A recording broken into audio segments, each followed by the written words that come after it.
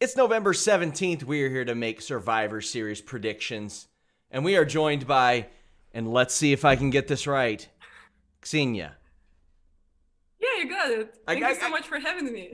Of course. Guys, make sure you check out her channel. Also, she's got all of her links up over on her Twitter at XeniaDidThat. Thank you for joining us so much. Yeah, thank you for inviting me. Finally, we're doing something together. I'm really happy to be here right now. Yeah, like I think I saw that. Were you in Vegas last year for Double or Nothing? Yeah. And I didn't know you then, and then I see all these pictures and videos that you did there, and I was like, ah, man, we missed her. We could have done a Fightful crossover there. But we're here doing Survivor Series. What match are you most looking forward to in Survivor Series? I think, when it comes to gimmicky pay-per-views, I most look forward to the gimmicky matches. So I'm looking forward to, the team matches, especially the women's ones, actually. Yeah, to me, there are a few matches that are more exciting than a Survivor Series match when it has stakes and it means something. I don't know if they will this year. I hope they add something, but we're going to make our picks anyway. And these teams are not complete as of yet, but we're going to talk about them. We've got Shayna Baszler, Nia Jax, Lacey Evans, Peyton Royce, and Lana against Bianca Belair, the Riot Squad, and two names to be determined. When I look at this, I'm like, man, it would be great if Bianca Belair was the sole survivor, or at least got a big push here. Part of me thinks they're angling for Lana to accidentally become the sole survivor. How do you see this ending up? Yeah, it has been kind of a shtick for Lana, right? To accidentally be in the right or wrong place all the time. And especially considering that they're making a documentary on her, that would make a lot of sense, but would be very predictable, which is not always great in wrestling. Yeah. And and some people who watch my channel know that I'm one of those rare kind of people. I am a Lana fan myself. So I would love her to be the sole survivor, actually. I like Lana. I'm very excited for her documentary. I keep saying it. I think a lot of people don't understand how hard she worked to get better, and she doesn't do things in her matches that are out of her depth. She only does things that she knows are going to look good or that she can do effectively, and I think that works out really well. So I'm thinking either Bianca wins it or two people pin each other at the same time and Lana's the only one left. And I think that would be great. I want to see Lana I want to see her emerge over Nia somehow. Yeah, because it has to be leading to something with the whole going through the commentary table every single week, which hurts to look at. Like, it just looks painful at this point. And it's interesting that you say that Lana actually does, well in the ring, because whenever I say I'm a fan of hers, people like to dunk on her in the ring out of all things, because, it's the one thing that you can nitpick, right? Like, you can always nitpick. But I keep saying that she is a much better in-ring performer than people give her credit for. Yeah. She is very convincing. She is safe. She rarely botches, actually. Yeah. So I don't see a single reason for her to not finally get her revenge, at least some type of revenge on Nia. Yeah, not everybody's going to be Asuka in the ring or Sasha Banks. Lana does fine for what she does, and almost never do I see anything that she does look bad, and I'm fine with her. And she always gets a reaction. She's always getting that. Well, we also have. Go ahead. Sorry. Yeah, sorry. I just feel like it's one of my, unpopular wrestling opinions that everyone has, that a wrestler doesn't have to be an absolute architect in the ring to be a good, relatable character that people can connect with, right? So I really don't feel like, being an AJ Styles in the ring is required for every single wrestler. Yeah, I couldn't agree more. We have another Survivor Series elimination match. AJ Styles, Keith Lee, Sheamus, Braun Strowman, Riddle against Team SmackDown, Kevin Owens, Jey Uso, King Corbin, Rollins, and TBA. I'm going to go ahead and tell everybody that TBA is going to be Big E. Big E's getting added to that team. That being said, I could see Big E emerging as the survivor here because he has not lost since he split, so to speak, with New Day. And I'm talking like back in July. He's undefeated since then. Team Raw cannot keep it together, And I think that we've seen all these people on Team Raw lose enough to where it won't hurt them. I think it might hurt a Jey Uso or a Big E if they lose, but then again, they could turn something creative into Jey Uso leaving. How do you see this one going?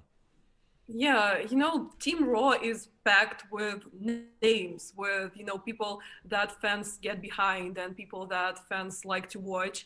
But then for some reason, judging by the segments that we've seen so far, it does not feel credible to me whatsoever. Like it just doesn't, it just doesn't appease me. It just doesn't look good.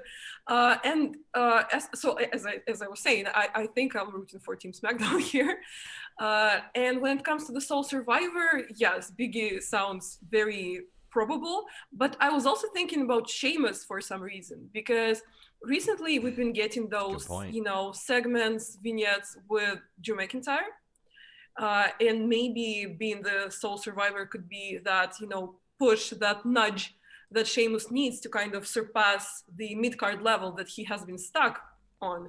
So maybe that's what's going to happen. And it seems like they're gearing him up towards that too, with all the backstage stuff with Drew McIntyre, and I've really been enjoying that stuff. I like seeing heels and baby faces commingling and showing that they can be friends. I think that's a pretty solid pick too. I mean, Sheamus is the one that sticks out on Team Raw to me as guy they'll get a big win. Big E seems like the guy on SmackDown. And those two guys that went head-to-head for a long time. Wouldn't be shocked if it came down to those two in the end as well. And it's also very interesting how you say that you like to see heels and faces interacting casually. And I, again, could not agree more. I love that as well. Because the world that we live in is not black and white, right?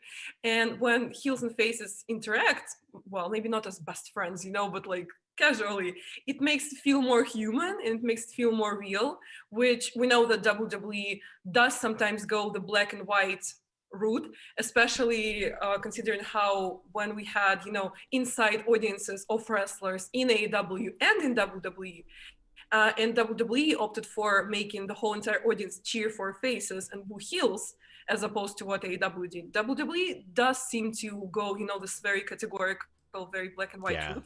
So seeing them kind of sway on that has been really pleasing. Yeah, that's been one of my favorite parts of AEW, as you mentioned. It's something that they dip into a lot more. Do any of your friends give you swords or kilts like Sheamus did? Not really. I mean, I wish. Man, I got to get better friends, apparently. I never get gifted swords. Well, we're going to get New Day versus Street Profits. I think this match might steal the show. This one's awesome. New Day can lose and be over all the time. It does not matter. I feel like the Street Profits will get the win here, but it wouldn't surprise me to see New Day win either. To me, it's about like it's almost down the middle, but I think New Day can sustain a loss a lot more. I mean, they lost last week, for the love of God. They lost the Hurt Business last week. What about you? Yeah, I also feel like Street Profits are winning this one, mostly because they need it more. As you said, New Day won't be, done and done after another loss. And for Street Profits, I think it would be, another step to the top, because New Day, in the end of the day, sorry for, for the whole day thing. They are a very, very credible tag team. Yes, maybe the most credible in WWE, or even one of the most credible ones in the world. So for Street Profits to pick up that win would mean a lot. Yeah, I agree. It is an emphatic win for that team. A really good one. A really good one for them. And I think it could be match of the night. One of the Survivor Series matches could be as well, just because of the nature of that show. But again, I think they need to add something that matters to those matches. Guys, leave us a thumbs up. Make sure you subscribe, by the way. I forgot to mention that at the top of the show. We got Asuka and Sasha Banks. Now, I'm excited for this match. It's going to be awesome. We did see it a few times this summer. I'm curious as to whether Sasha Banks will continue to get the push, or if Bayley or Carmella end up costing her this match. That seems like the easy way out here, but how do you feel? I'm also very excited for this match, and maybe it doesn't feel, as new as some other things on the card, to the point where, I'd be super, super excited, but it is going to be a solid match. Like, that's a given. And I'm almost certain that Sasha is going to win. Because yes, there are a lot of factors that could, have her lose the title. We have Bayley, we have Carmella, but I feel like for Sasha, this is the point in time to prove that she can hold the title, that she can defend the title. And she, in my humble opinion, is now the biggest superstar in the women's division in WWE. She's very solid. She's been booked pretty strong. And she's had her outside success as well. She appeared on Mandalorian, as we all know. And I feel like this is not the time to have her lose the title. I mean, of course, you never know, because it's just, certain pay-per-views are less predictable than others. And I feel like Survivor Series is the less predictable one, which makes it fun. But as I said, I'm almost certain that Sasha is winning. Yeah, I mean, Sasha winning the title, beating Bayley, and then losing to Asuka in a non-title match would be just like, okay. Well, what good is that? So I hope they go with Sasha. It seems like typical WWE booking to be like, oh, we'll have Asuka win, but by interference. I hope that doesn't happen. I really hope it doesn't. Oh, man, the United States champion Bobby Lashley against Sami Zayn. They ran this feud back from a few years ago. It was one of the worst feuds in recent WWE memory when they did it. I think the match on its own, though, I'm sure it'll be very good. Yeah. I mean, those are two very solid performers. But when it comes to, the booking of Sami Zayn, it's never certain. Yeah. It's always on thin ice. And even when I was watching SmackDown last week and Sami Zayn had his title match, I was worried there for a second. I was worried that he would lose the title. So it's, we're lucky that he's at least entering the pay-per-view champion. So I would not be surprised if he loses, because they do need to somehow build Hurt Business. They just lost to New Day. And as this faction that's built to be strong and that's built to be dominant, they haven't had that many meaningful wins, have they? You're right. So maybe Sami Zayn would lose this time. And also, I think that if Bobby Lashley ran out there and speared and hit his finish on Sami Zayn and walked out, Sami Zayn really isn't hurt by that either. Sami Zayn is one of those bulletproof guys where he's going to come back and he's going to talk shit on Friday no matter what, and we're going to be like, oh yeah, that's why he's got his heat, and that's why this works for him. So yeah, I think you're right. I think Lashley wins this. The big main event, Drew McIntyre versus Roman Reigns. I really wish they wouldn't have had Drew just lose at the last pay-per-view. If anything, SummerSlam when Randy Orton had all that heat, and then he regains it this week. But they telegraphed it on Friday, and to me, I just don't think there's any way Roman Reigns loses this match. And if there is, I don't know if I'll be happy with that. I don't know if I'll be happy that Roman Reigns, the best character on wrestling TV right now, is booked to lose. But what do you think? I think we just can't win in this regard right now. It really is a lose-lose situation. And, I was certain that it will be Orton versus Reigns. And as you know, I live in Europe and Raw is very late at night, or could I say in the morning. So I didn't watch it live. And I wake up today and I realized that all the thoughts that I had are now invalid, because apparently we have a new champion. But yeah, it is very hard to pick, because I've talked to some friends and a lot of people have this consensus of Drew McIntyre being the strongest booked wrestler in WWE right now. But then we have Reigns, who is, again, the strongest that his character has ever been in the life of WWE. And he has had this amazing build and those amazing matches. And I'm sure that if there was a live audience, they wouldn't even be booing him. They would be cheering for him, because it's genuinely the best thing that has ever happened to Reigns. I am very much not a Reigns fan, and I guess you could say for the first time in his career, I'm genuinely enjoying him. And that tells you something. So I really have no idea.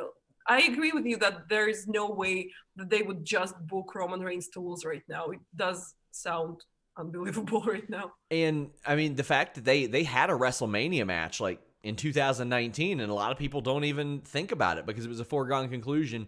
Reigns was coming back. He was winning. I think he wins this too, and I think there's a story to be told there down the line. Drew should not have lost the title, and if he did, it should have been months ago, because if you have him lose, he's going to lose 2 matches in a very short amount of time.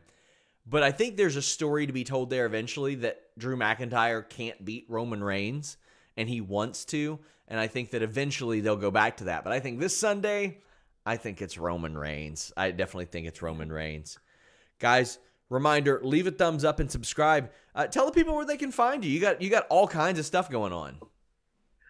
Yeah, I have my trusty old nickname, XeniaDidThat, and you can find me under that nickname basically everywhere, on YouTube, on Instagram, on Twitter. On YouTube, I mostly do think pieces, some unboxings, some interviews, some event blogs, when that can happen, with the whole Corona thing. And on Instagram, I'm a bit broader. I do a bit of a, lifestyle blog if you want to know me better.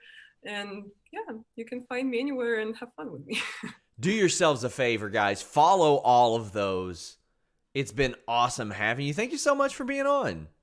Well, thank you for inviting me. It's been fun. We will definitely have you back. Guys, until next time, reminder, Sunday after Survivor Series, myself and Shaquille Majuri are here. We are doing the post show. Until next time, we're out.